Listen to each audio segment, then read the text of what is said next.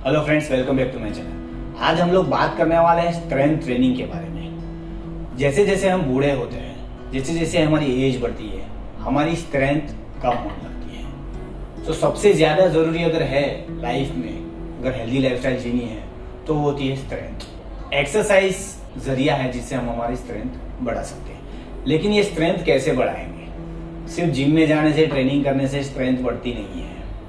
Proper direction में training करेंगे तभी स्ट्रेंथ बढ़ेगी। और स्ट्रेंथ में सबसे ज़रूरी आता है progressive overload. Progressive overload technique अगर हम यूज़ करेंगे तभी हम लोग स्ट्रेंथ के अच्छे खासे बेनिफिट्स ले पाएंगे। हाइपरट्रॉफी हमने पिछले वीडियोस में बात करी, वो एक अलग कॉन्सेप्ट है और स्ट्रेंथ एक अलग कॉन्सेप्ट है। हाइपरट्रॉफी में हम लोग मसल्स को फेलियर तक लेके जाते हैं और स्ट्रेंथ में जितना मैक्सिमम वेट हम लिफ्ट कर सकते हैं उतना हमको लिफ्ट करना होता है और रिपीटेशंस थोड़े कम रखते हैं। जनरली 5 to 6 रिपीटेशंस ऐसा माना जाता है कि स्ट्रेंथ डेवलप करने में हेल्पफुल है। तो ये पूरा प्रोग्रेसिव ओवरलोड का कॉन्सेप्ट जानने से पहले मैं आपको एक स्टोरी बताऊंगा माइलो फ्रॉम कॉर्टन के बारे में। तो ये एक बंदा था तो बहुत ही ताकतवर था उस समय में। तो उसने उसकी ताकत कैसे डेवलप की, उसने उसकी स्ट्रेंथ कैसे डेवलप की। वो जब छोटा था तो अपने कंधे पे एक काफ यानी छोटा सा गाय का बच्चा या बूल का बच्चा लेके वो इधर उधर घूमता था, सीढ़ी चढ़ता था। जैसे जैसे वो बड़ा होता गया, बच्चा भी बड़ा होता गया और एक समय ऐसा आ गया कि वो बुल बहुत बड़ा हो गया और माइलो की स्ट्रेंथ इतनी जबरदस्त डेवलप हो गई कि वो पूरे बुल को भी कैरी करके बहुत दूर दूर तक जा सकता था। ये माइलो की स्ट्रेंथ इतनी पॉपुलर हो गई, ये ओलंपिक में भी बहुत सारे मेडल्स लेके आया उस समय में। कई आर्मी वाले उसको जब लड़ाई करने लेके जाते थे तो उसकी स्ट्रेंथ के बलबूते पे वो काफी सारी लड़ाई भी जीता। ऐसा बोला जाता है कि उसके हाथों में इतनी स्ट्रेंथ थी कि वो चैलेंज करता था लोगों को एक पोमोग्रेनेट हाथ में रख के कि ये आप मेरे हाथ से छीन के बताइए। लेकिन ऐसा कोई बंदा उसके हाथ से वो पोमोग्रेनेट छीन नहीं पाया। एक लकड़ी के लॉक को उंगलियां डाल के वो भी फाड़ सकता था, इतनी ताकत उसके हाथों में थी, उसकी बॉडी में थी। ये थी माइलो की कहानी। तो माइलो की कहानी से हमको क्या जानने मिलता है कि ये स्ट्रेंथ अगर डेवलप हमको करनी है तो प्रोग्रेसिव ओवरलोड बॉडी में विथ एक्सरसाइज लाना जरूरी है। अभी अभी एक एथलीट, एक पावर लिफ्टर की डेथ हो गई बहुत ज़्यादा वेट उठाने की वजह से, और वो वेट उनकी गर्दन पे गिर गया। उनका नाम था जस्टिन विकी। तो जस्टिन विकी की डेथ से हम क्या सीख सकते हैं? प्रोग्रेसिव ओवरलोड बहुत ज़रूरी है मसल्स को डेवलप करना। लेकिन जस्टिन विकी की डेथ इतनी अनफॉर्चुनेट थी कि उनका फॉर्म कोलैप्स हो गया और वो पूरा वेट उनकी गर्दन पे गिर गया। तो ऐसा ना हो उसके लिए मैं आज आपको थोड़ी टिप्स देना चाहूँगा। ऐसी 10 चीज़ें बताऊँगा। तो पहले पार्ट में हम लोग 5 चीज़ों के बारे में जानेंगे जो प्रोग्रेसिव ओवरलोड किस तरह से किया जाए और मैक्सिमम बेनिफिट्स हम लोग प्रोग्रेसिव ओवरलोड का कैसे लेंगे।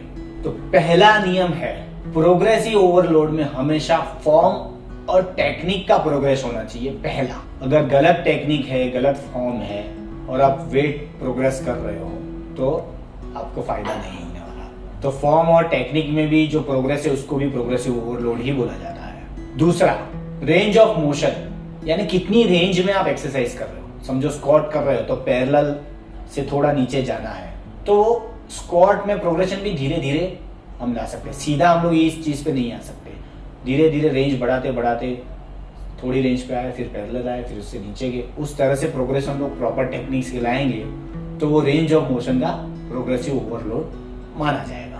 पहले 3 मंथ में स्ट्रेंथ गेन बहुत अच्छा होता है, लेकिन उसके बाद स्ट्रेंथ इतनी अच्छी तरह से ग्रो नहीं कर पाती। इसके लिए ये प्रोग्रेसिव ओवरलोड का कॉन्सेप्ट अच्छी तरह से जानना जरूरी है और उसको अच्छी तरह से यूटिलाइज करना बहुत जरूरी है।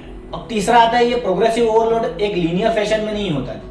आज 10 किलो ले लिया, कल 20 किलो ले लिया, परसों 30 किलो ले लिया। आपने कई बार जिम में देखा होगा, ट्रेनर्स बोलते हैं 10 की 2 प्लेट डाल दो, 15 की प्लेट डाल दो। इस तरह से प्रोग्रेसिव ओवरलोड नहीं होता। प्रोग्रेसिव ओवरलोड सीक्वेंस वाइज होता है। हमेशा पहले फॉर्म टेक्निक, फिर रेंज, फिर रेप्स, उसके बाद लोड यानी वेट्स। इस तरह से हमें आगे बढ़ना चाहिए। अभी कभी कभी हम एक्सरसाइज कर रहे, एक प्रोटोकॉल बना लिया और हम सोचते हैं कि इसी तरह इसी दिशा में प्रोग्रेसिव ओवरलोड जाना चाहिए। लेकिन कभी हमारी तबीयत ठीक नहीं रहती है, कभी हम लोग जितना चाहते हैं उतना वेट नहीं उठा पाते हैं, कभी उससे ज़्यादा उठा सकते हैं, कभी बहुत कम उठा सकते हैं। ये भी एक प्रोग्रेशन ही बोला जाता है, ये भी हमारा एक प्रोग्रेशन का डायरेक्शन ही बोला जाता है। ऐसे 10 से 12 तरीके जिससे प्रोग्रेसिव ओवरलोड हम ला सकते हैं, जिसमें सेम लोड सेम रेप्स, लेकिन टेक्निक अलग, टेक्निक बढ़िया।